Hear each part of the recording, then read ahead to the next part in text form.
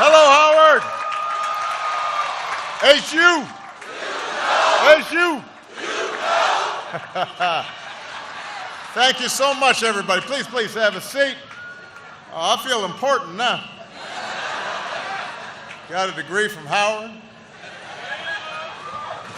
Cicely Tyson said something nice about me. I love you back.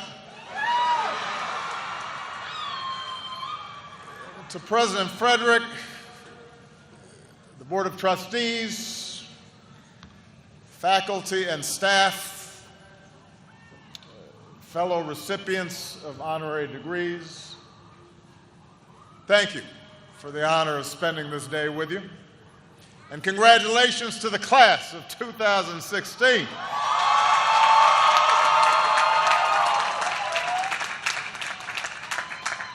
Four years ago, back when you were just freshmen, I understand many of you came by my house the night I was reelected. So I decided to return the favor and come by yours.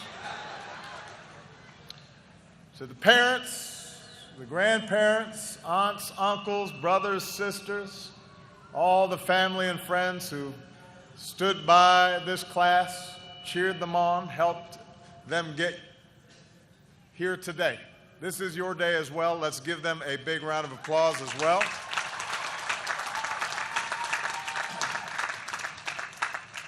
I'm not trying to stir up any rivalries here. I just want to see who's in the house. We got Quad,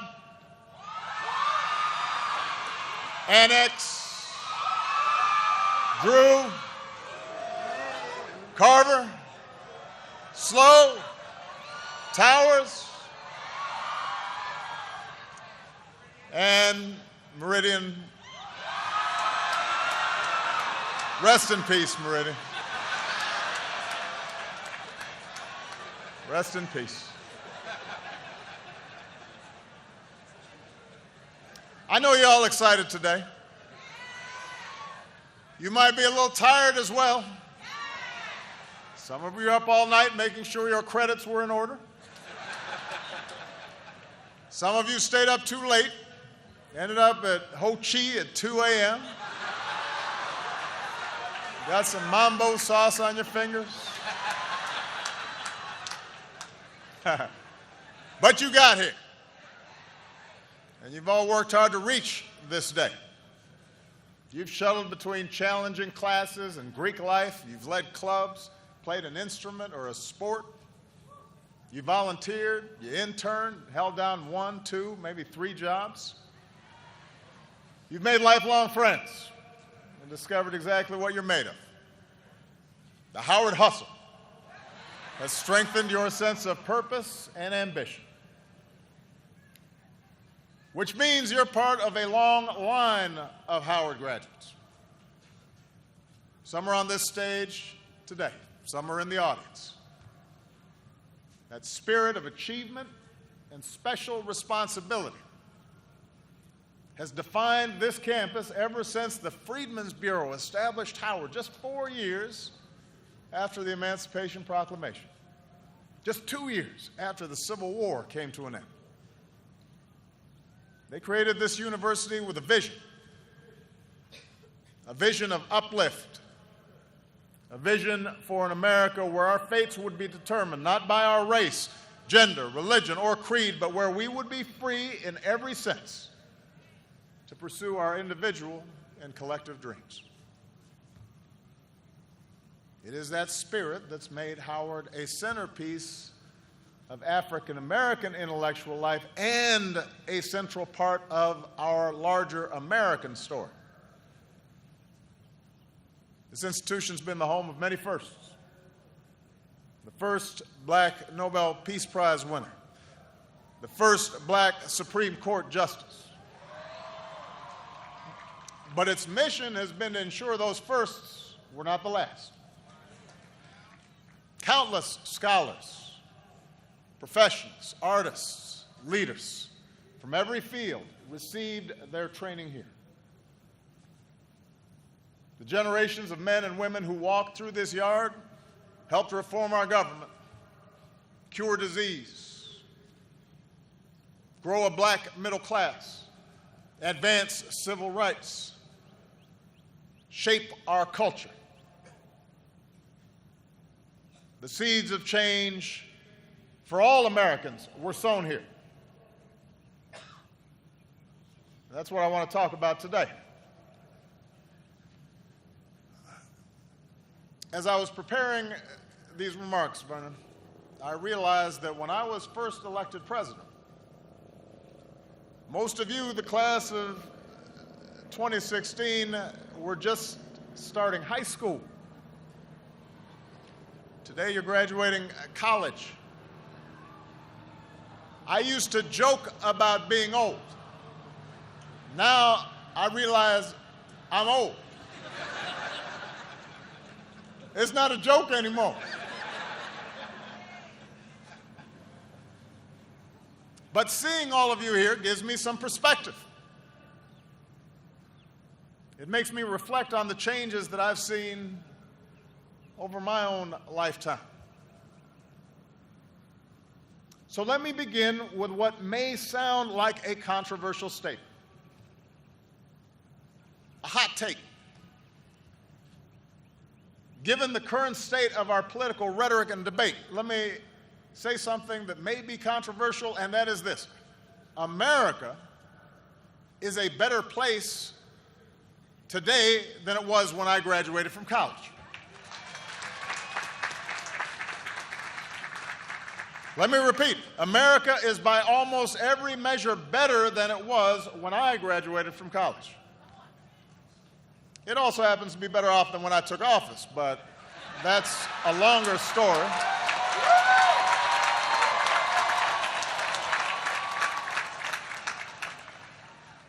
That's a different discussion for another speech. But think about it. I graduated in 1983. New York City, America's largest city, where I lived at the time, had endured a decade marked by crime and deterioration and near bankruptcy. And many cities were in similar shape. Our nation had gone through years of economic stagnation, the stranglehold of foreign oil, a recession where unemployment nearly scraped 11%. The auto industry was getting its clock cleaned by foreign competition. And don't even get me started on the clothes and the hairstyles. I've tried to eliminate all photos of me from this period. I thought I looked good. I was wrong. Since that year, since the year I graduated, the poverty rate is down. Americans with college degrees, that rate is up. Crime rates are down. America's cities have undergone a renaissance. There are more women in the workforce. They're earning more money. We've cut teen pregnancy in half. We've slashed the African-American dropout rate by almost 60%. And all of you have a computer in your pocket that gives you the world at the touch of a button. In 1983, I was part of fewer than 10% of African Americans who graduated with a bachelor's degree. Today, you're part of more than 20% who will. And more than half of blacks say we're better off than our parents were at our age, and that our kids will be better off too. So America is better. And the world is better too. A wall came down in Berlin. An iron curtain was torn asunder. The obscenity of apartheid came to an end.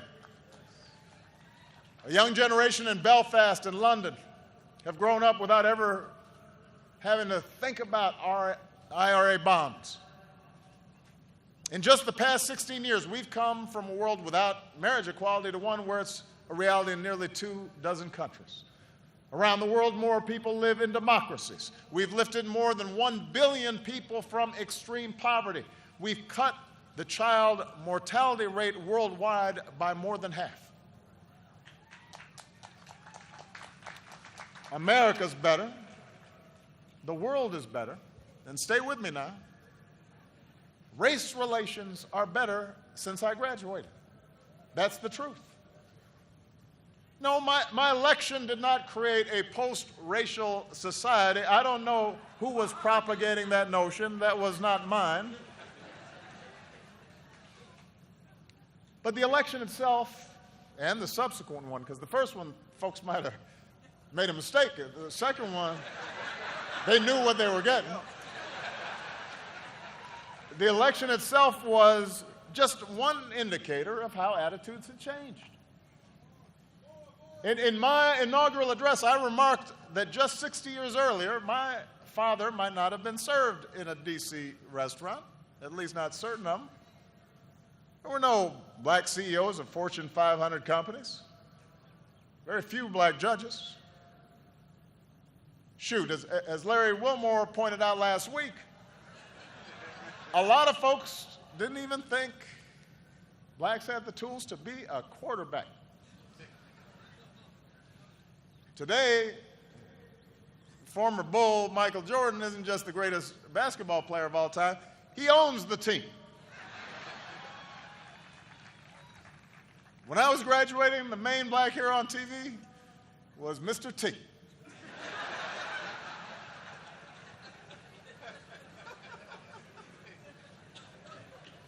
Rap and hip-hop were counterculture, underground. Now Shonda Rhimes owns Thursday night, and Beyonce runs the world. We're no longer entertainers, we're producers, studio executives, no longer small business owners, we're CEOs, we're mayors, representatives, presidents of the United States.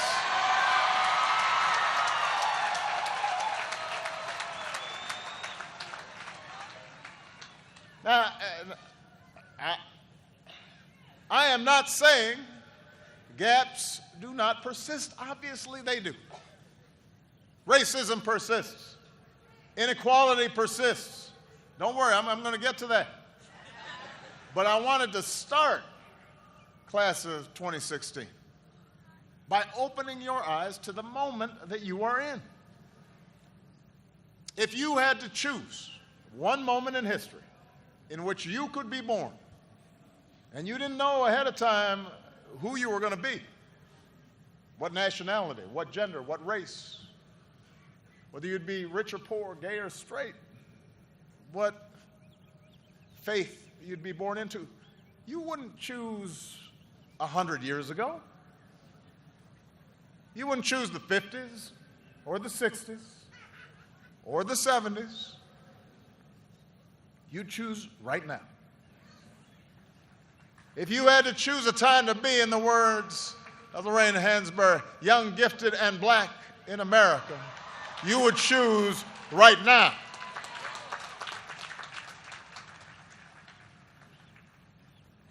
I tell you all this because it's important to note progress. Because to deny how far we've come would do a disservice to the cause of justice, to the legions of foot soldiers, to not only the incredibly accomplished individuals who've already been mentioned, but your mothers and your dads and grandparents and great-grandparents who marched and toiled and suffered and overcame to make this day possible. I tell you this not to lull you into complacency, but to spur you into action. Because there's still so much work to do, so many more miles to travel. And America needs you to gladly, happily take up that work. You all have some work to do. So enjoy the party, because you're going to be busy. Yes, our economy has recovered from crisis stronger than almost any other in the world. But there are folks of all races who are still hurting, who still can't find work that pays enough to keep the lights on, who still can't save for retirement, We've still got a big racial gap in economic opportunity. The overall unemployment rate is 5%, but the black unemployment rate is almost 9%. We've still got an achievement gap when black boys and girls graduate high school and college at lower rates than white boys and white girls. Harriet Tubman may be going on the 20, but we've still got a gender gap when a black woman working full-time still earns just 66% of what a white man gets paid.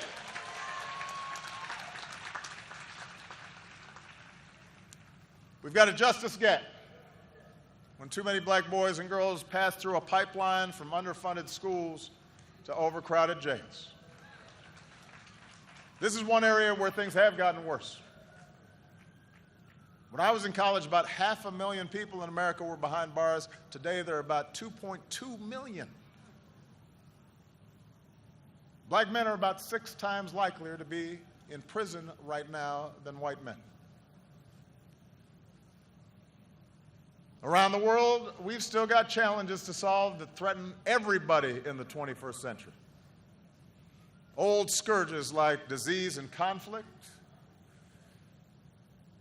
but also new challenges from terrorism and climate change. So make no mistake, class of 2016, you've got plenty of work to do. But as complicated and sometimes intractable as these challenges may seem, the truth is that your generation is better positioned than any before you to meet those challenges, to flip the script. Now, how you do that, how you meet these challenges, how you bring about change, will ultimately be up to you. My generation, like all generations, is too confined by our own experience, too invested in our own biases, too stuck in our ways to provide much of the new thinking that will be required.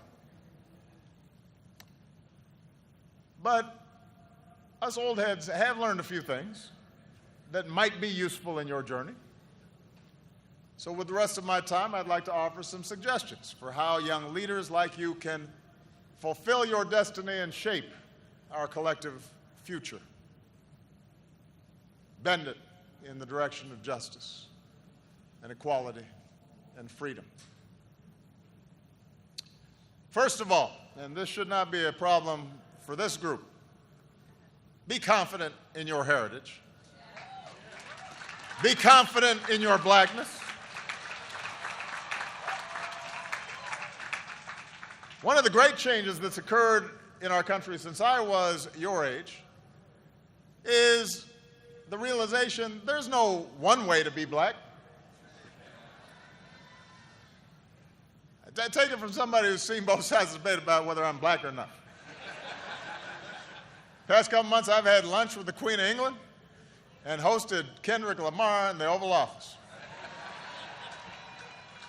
There's no straitjacket, there's no constraints, there's no litmus test for authenticity. Look at Howard.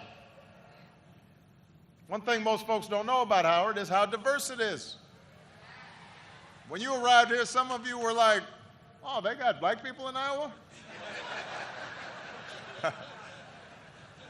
But it's true. This class comes from big cities and rural communities, and some of you crossed oceans to study here. You shatter stereotypes. Some of you come from a long line of bison. Some of you are the first in your family to graduate from college. You all talk different. You all dress different. You're Lakers fans, Celtics fans, maybe even some hockey fans.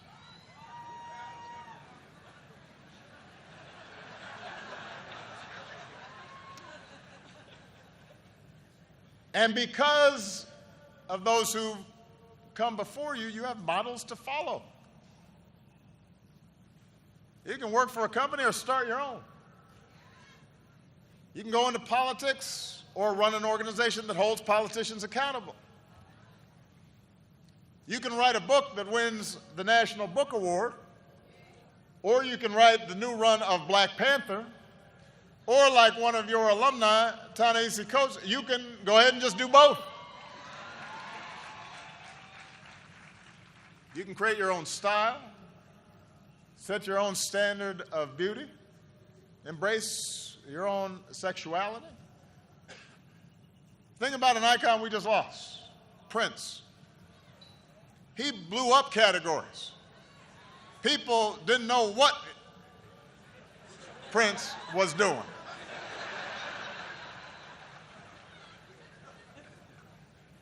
And folks loved him for it.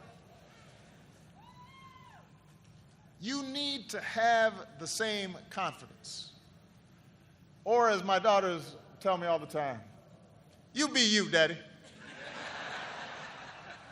Sometimes Sasha puts a variation on it. You do you, Daddy. And because you're a black person doing whatever it is that you're doing, that makes it a black thing. Feel confident. Second, even as we each embrace our own beautiful, unique, and valid versions of our blackness, remember the tie that does bind us as African Americans. And that is our particular awareness of injustice and unfairness and struggle.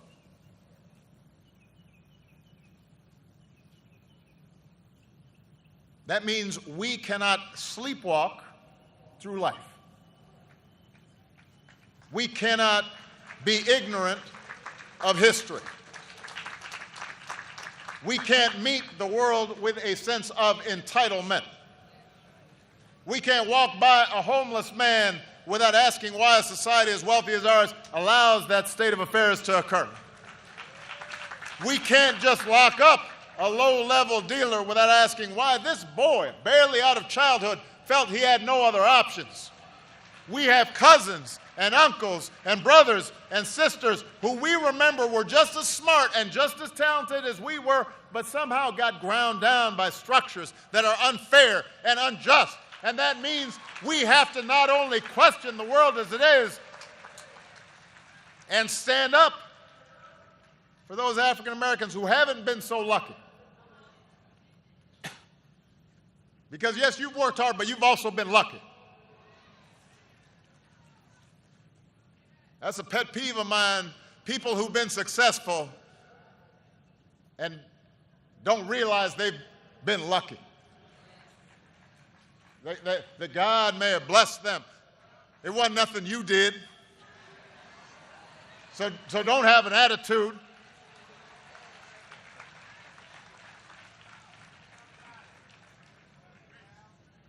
But we must also expand our moral imaginations to understand and empathize with all people who are struggling. Not just black folks who are struggling. The refugee, the immigrant, the rural poor, the transgender person. And yes, the middle-aged white guy who you may think has all the advantages, but over the last several decades has seen his world upended by economic and cultural and technological change and feels powerless to stop it. You got to get in his head too.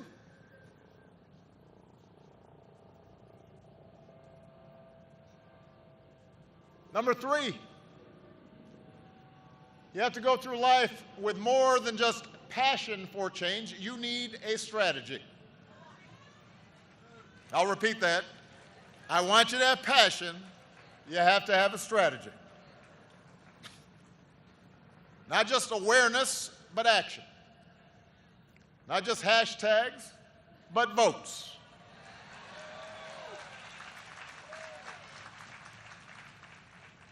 You see, change requires more than righteous anger.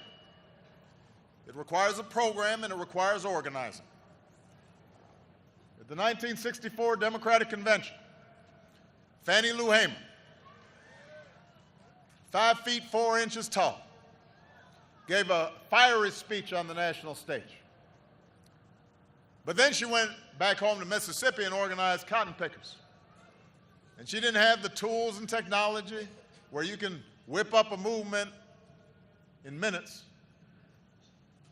She had to go door to door. And I'm so proud of the new guard of black civil rights leaders who understand this.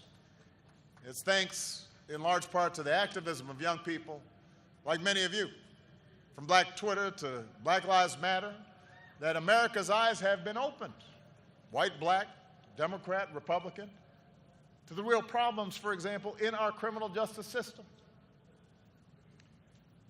But to bring about structural change, lasting change, awareness is not enough. It requires changes in law, changes in custom. If you care about mass incarceration,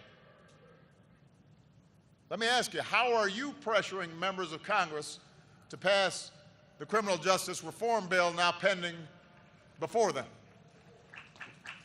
If you care about better policing, do you know who your district attorney is?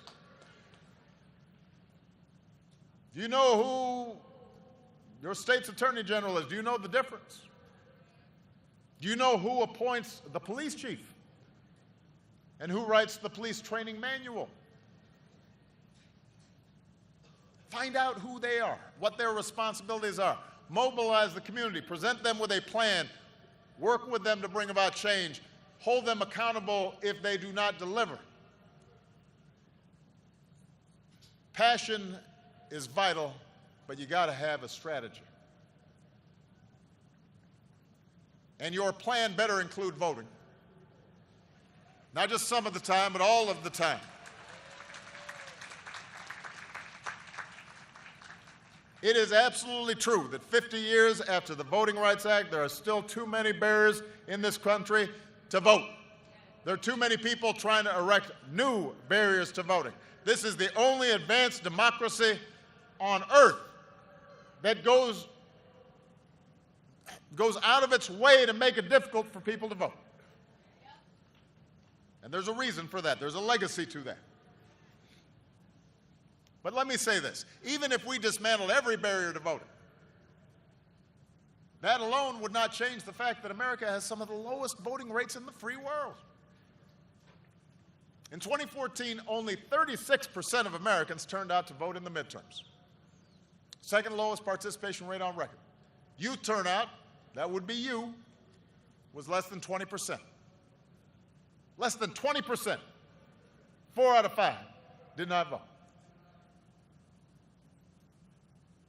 In 2012, nearly 2 in 3 African Americans turned out. And then in 2014, only 2 in 5 turned out. You don't think that made a difference in terms of the Congress I've got to deal with? And then people are wondering, well, how come Obama hadn't gotten this done? How come he didn't get that done? You don't think that made a difference? What would have happened if you had turned out at 50, 60, 70% all across this country? People try to make this political thing really complicated. They're like, well, what kinds of reforms do we need? And how do we need to do that? And what? You know what? Just vote. It's math. If you have more votes than the other guy, you get to do what you want.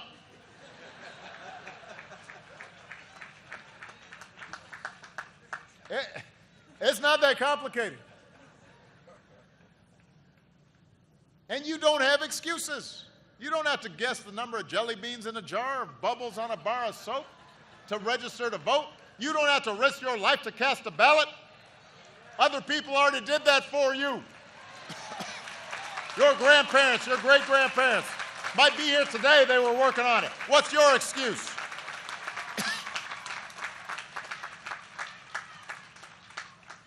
When we don't vote, we give away our power. disenfranchise ourselves right when we need to use the power that we have. Right when we need your power to stop others from taking away the voting rights of those more vulnerable than you are, the elderly and the poor, the formerly incarcerated trying to earn their second chance. So you got to vote all the time, not just when it's cool, not just when it's time to elect a president, not just when you're inspired. It's your duty. When it's time to elect a member of Congress or a city councilman or a school board member or a sheriff. That's how we change our politics, by electing people at every level who are representative of and accountable to us. It is not that complicated. Don't make it complicated. And finally, change requires more than just speaking out. It requires listening as well. In particular, it requires listening to those with whom you disagree and being prepared to compromise. You know, when I was a state senator, I helped pass Illinois' first racial profiling law and one of the first laws in the nation requiring the videotaping of confessions in capital cases. And we were successful because early on, I engaged law enforcement. I didn't say to them, "Oh, you guys are so racist. You need to do something." I understood, as many of you do, that the overwhelming majority of police officers are good and honest and courageous and fair and love the communities they serve. And we knew there were some bad apples, and that even good cops with the best of intentions, including, by the way, African American police officers, might have unconscious biases, as we all do. So we engaged, and we listened, and we kept working until we built consensus.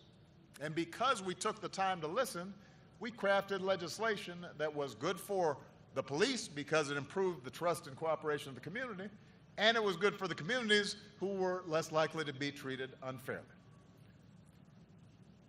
And I can say this unequivocally. Without at least the acceptance of the police organizations in Illinois, I could never have gotten those bills passed. It's very simple. They would have blocked them. The point is, you need allies in a democracy. That's just the way it is. It can be frustrating and it can be slow. But history teaches us that the alternative to democracy is always worse. That's not just true in this country. It's not a black or white thing. Go to any country where the give and take of democracy has been repealed by one-party rule, and I will show you a country that does not work. And democracy requires compromise. Even when you are 100% right. This is hard to explain sometimes.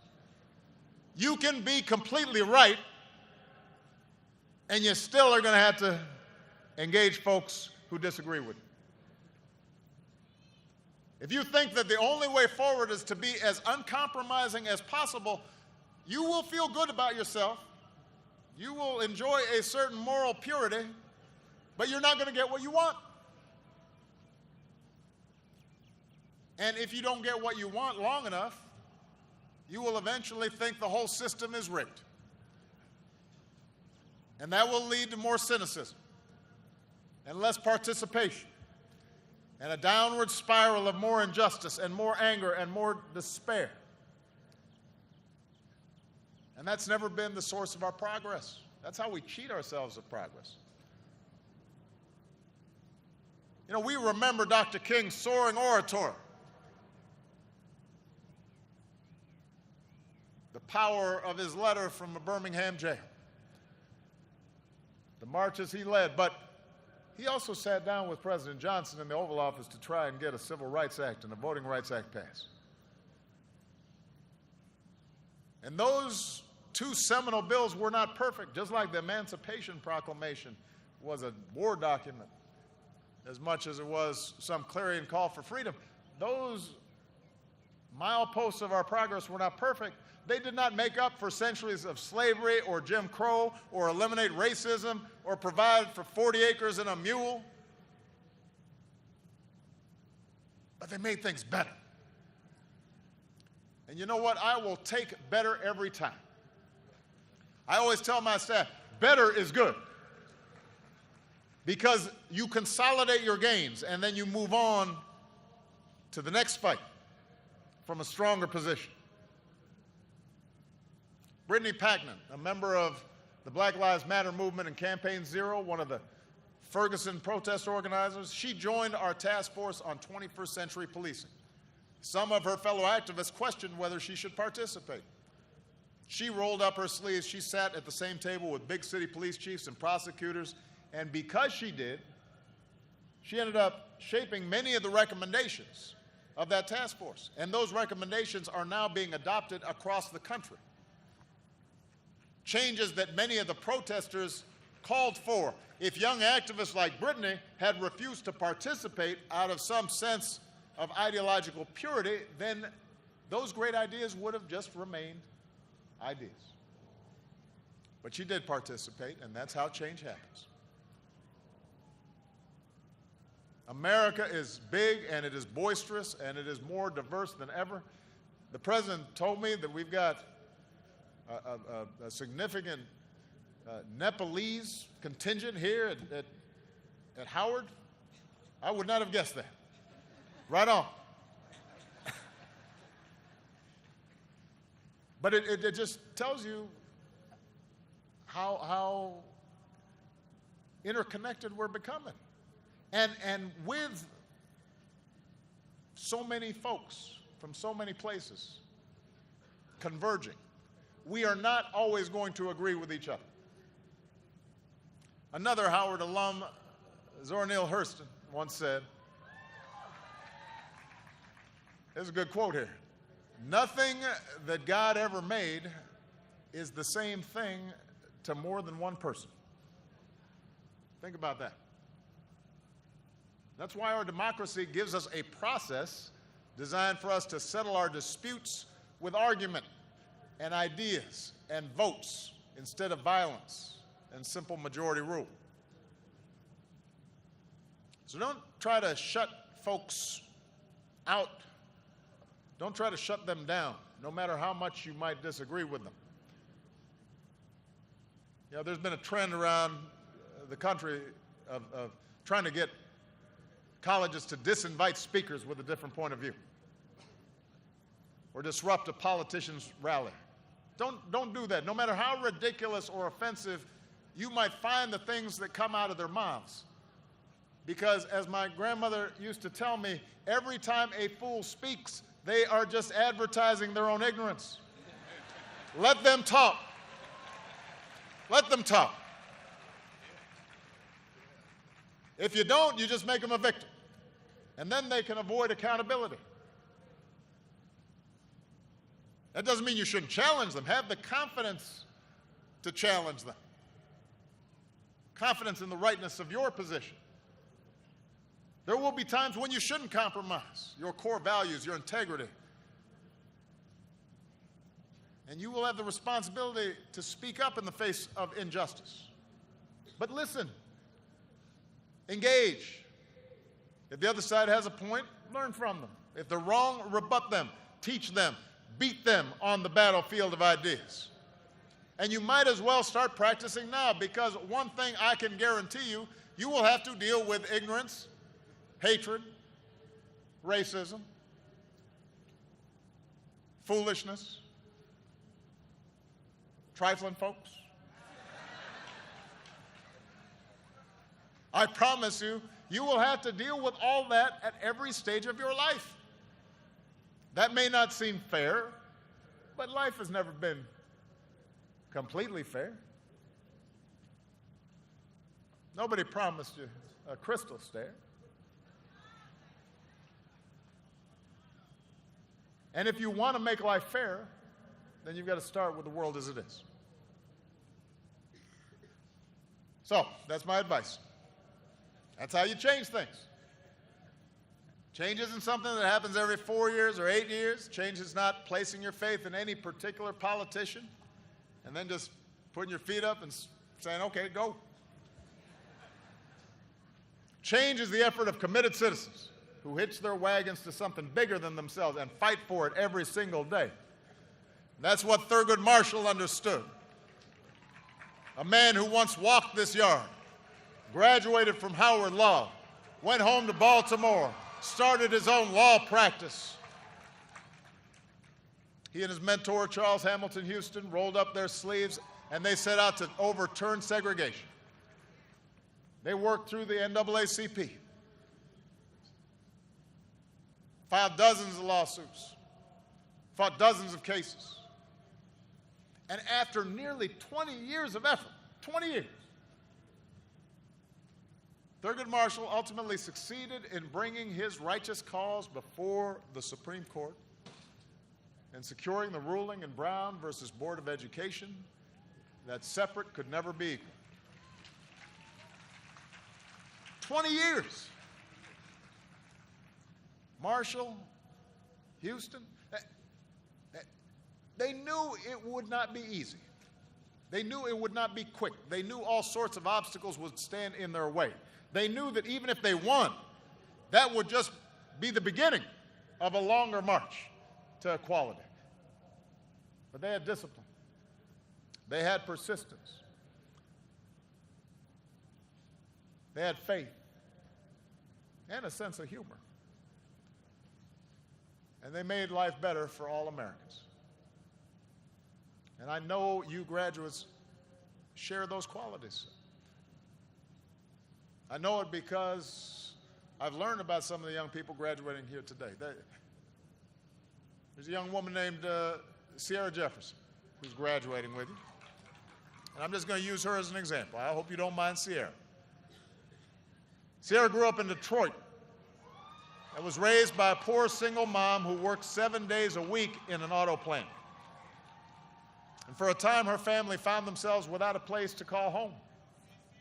And they bounced around between friends and family who might take them in. By her senior year, Sierra was up at 5 a.m. every day, juggling homework, extracurricular activities, volunteering, all while taking care of her little sister. But she knew that education was her ticket to a better life. So she never gave up, pushed herself to excel. This daughter of a single mom who works on the assembly line turned down a full scholarship to Harvard to come to Howard.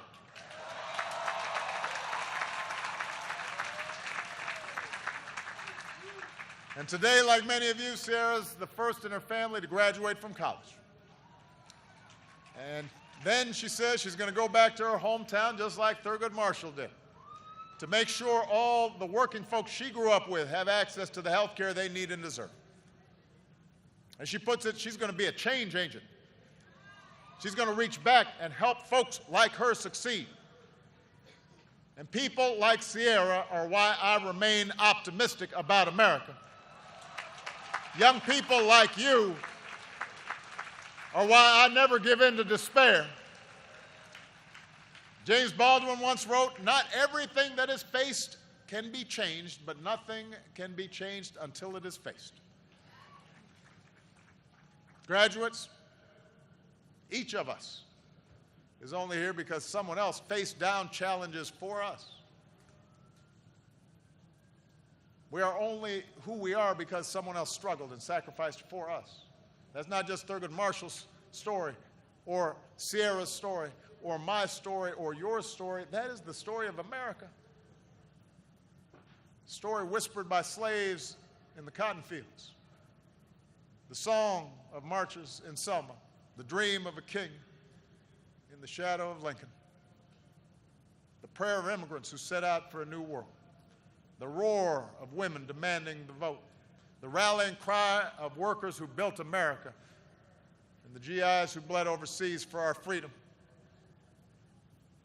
Now it's your turn.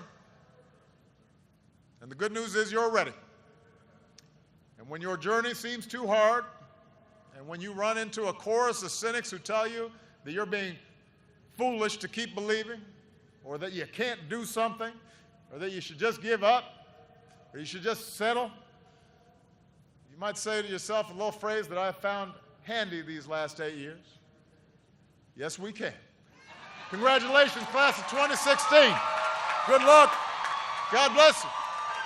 God bless the United States of America. I'm proud of you.